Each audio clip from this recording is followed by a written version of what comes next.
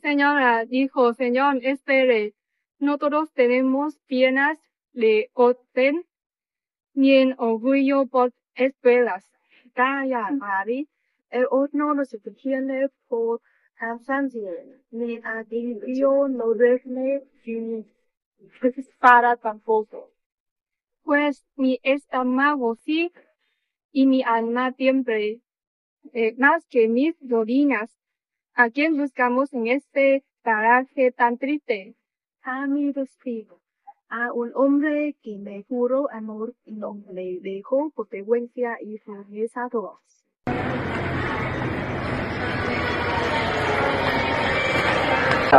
Ya sabía yo que había leído constantes, o más bien de pantalones, porque vos país de varón. Silencio, y nadie debe quién soy de verdad, ni que nací mujer ni que busco venganza. Mi honra es la manchada, Cari, y una mujer sin honra no es nada. Bueno, señora, tango será. A mí me cae muy bien, incluso disfrazada.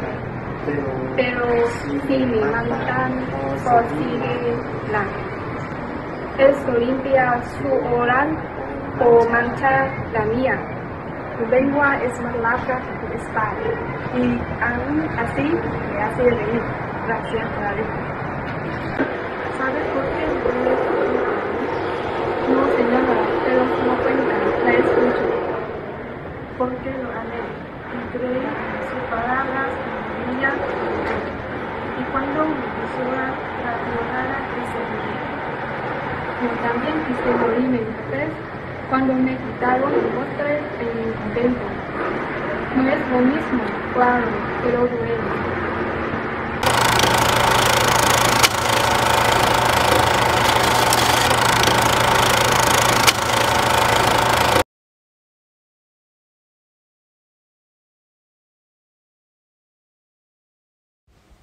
Durante el Barroco, Europa vivió una crisis del sistema feudal y de la idea renacentista de equilibrio y armonía.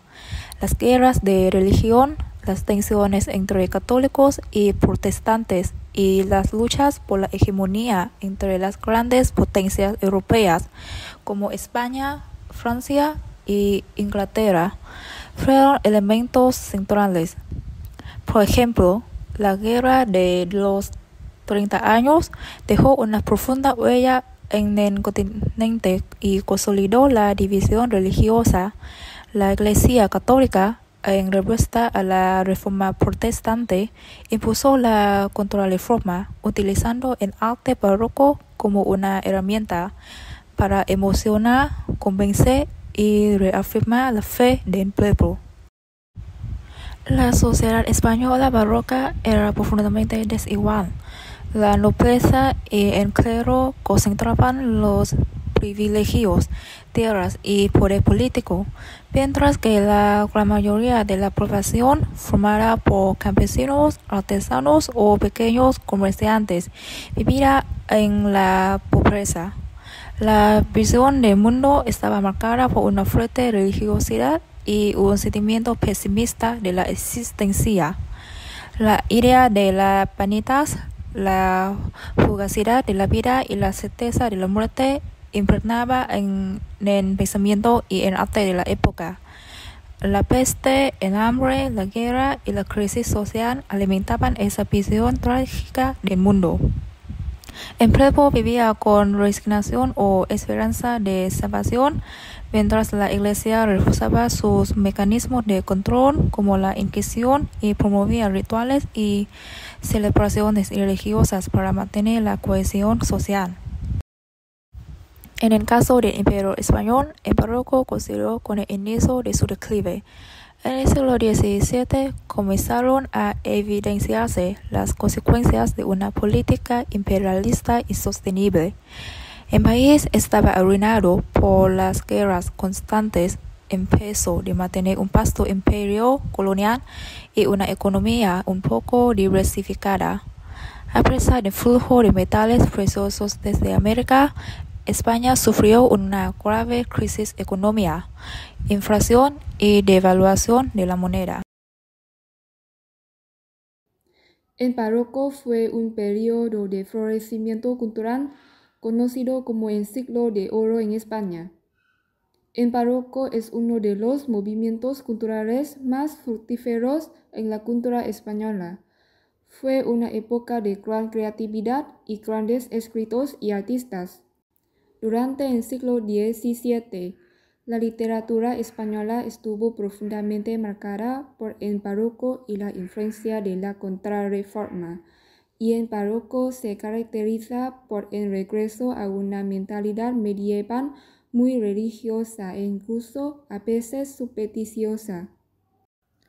La Contrarreforma, impulsada por la Iglesia Católica como respuesta a la Reforma Protestante, fomentó una religiosidad intensa, el control moral y la defensa de la ortodoxia, lo que se reflejó en los temas de la literatura de la época. En este contexto, el barroco surgió como un movimiento artístico y cultural caracterizado por el pesimismo, el desengaño, la preocupación por la fugacidad de la vida y una visión crítica de la realidad. La literatura barroca se distinguió por su complejidad formal, el uso de recursos estilísticos como metáforas, paradojas y juegos de palabras, y por tratar temas como la muerte, el paso del tiempo, la apariencia engañosa y la crítica social. La literatura barroca se caracteriza principalmente por un tono pesimista y una actitud moralizante. Por un lado, muestra una visión negativa de la vida. La existencia terrena se considera frágil, efímera, casi como un sueño o un simple tránsito hacia la vida interna. Por otro lado, las obras suelen tener una intención didáctica, transmitiendo mensajes éticos y religiosos con el objetivo de hacer reflexionar al lector sobre la moral, la fe y el sentido profundo de la existencia. A diferencia del Renacimiento, el barroco utiliza un lenguaje complejo y elaborado, centrado en la forma más que en la simplicidad. Se valora mucho la belleza formal y el uso de un lenguaje difícil lleno de recursos estilísticos.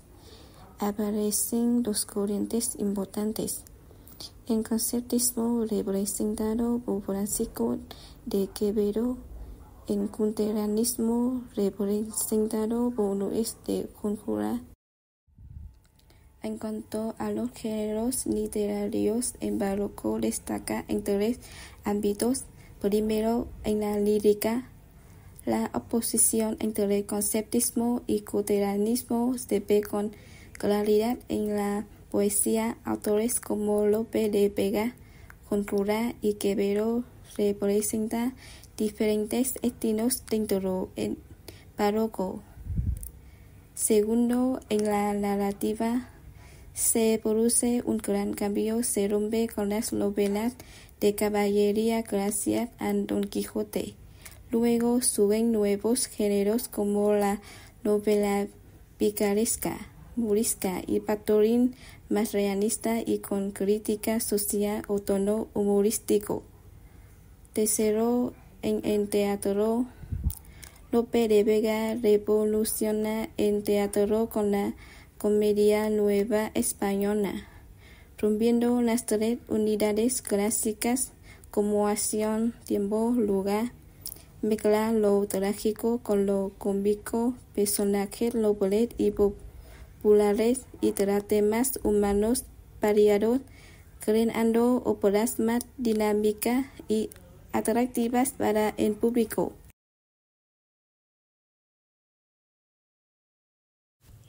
Mateo Alemán fue una figura clave en el desarrollo de la novela picaresca. Su vida personal estuvo marcada por las deudas que lo llevaron 2 veces a prisión. Su obra más destacada, Guzmán de Alfarache, no solo consolidó el género picaresco, sino que también ofreció una crítica profunda a la hipocresía social y religiosa del siglo de oro.